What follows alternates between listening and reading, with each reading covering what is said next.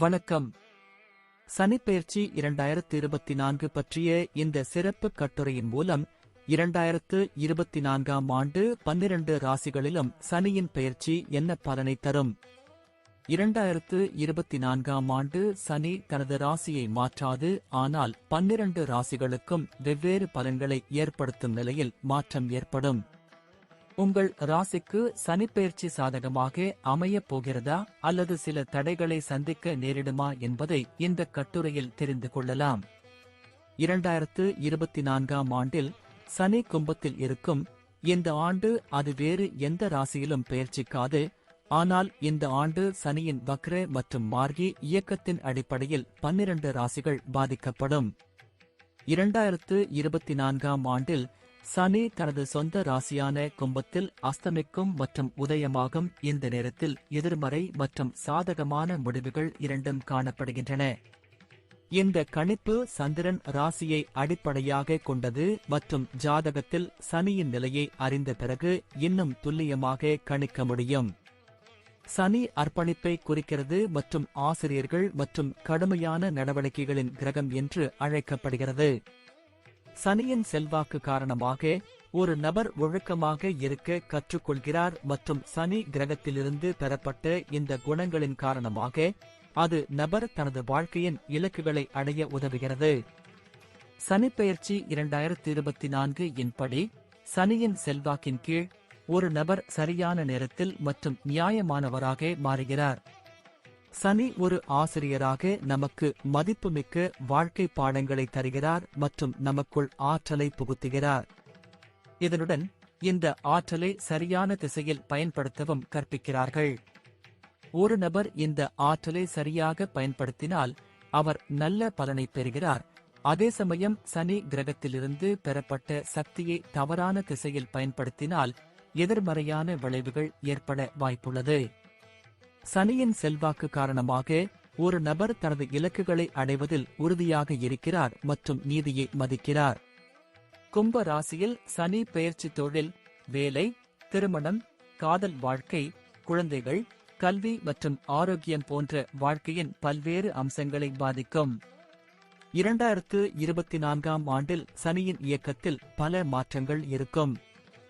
சனி June 29, 2024 முதல் November 15, 2024 வரை வக்ர நிலையில் இருக்கும்.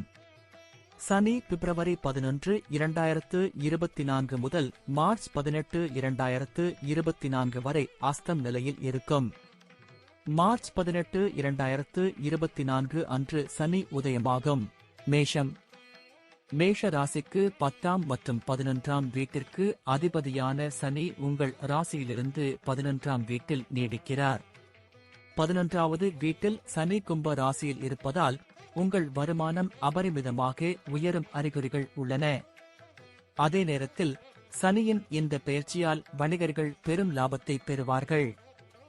இந்த வகையில் சனியின் பெயர்ச்சி மேஷ ராசிக்காரர்களுக்கு சுப பலன்களை தரும். இந்த ஆண்டு உங்கள் சம்பளம் பெரிய அளவில் உயரும் வாய்ப்புகள் உள்ளன. வருமானத்தின் 2ஆம் வீட்டில் குரு பெயர்ச்சிப்பதால் இதுபோன்ற நல்ல பலன்களை பெறலாம். உங்கள் சம்பளம் நீங்கள் எதிர்பார்த்ததை விட அதிகமாகும் மற்றும் இந்த ஆண்டு நீங்கள் திடீரென்று மற்றும் எதிர்பாராத வகையில் பணம் சம்பாதிக்க வாய்ப்புகள் கிடைக்கும். உங்கள் குழந்தையின் முன்னேற்றம் மற்றும் வளர்ச்சியை பற்றி நீங்கள் கொஞ்சம் கவலைப்படலாம். மறுபுறம் சனியின் பெயர்ச்சியின் தாக்கத்தால் நீங்கள் சோம்பல் மற்றும் தலைவலி பற்றி புகார் செய்யலாம். இதனுடன் நீங்கள் குழப்பமடையக்கூடிய வாய்ப்பும் உள்ளது. மே 2024க்கு பிறகு உங்களுக்கு வளர்ச்சிக்கான வழிகள் திறக்கப்படும் மற்றும் இந்த நேரத்தில் உங்கள் வருமானமும் அதிகரிக்கும்.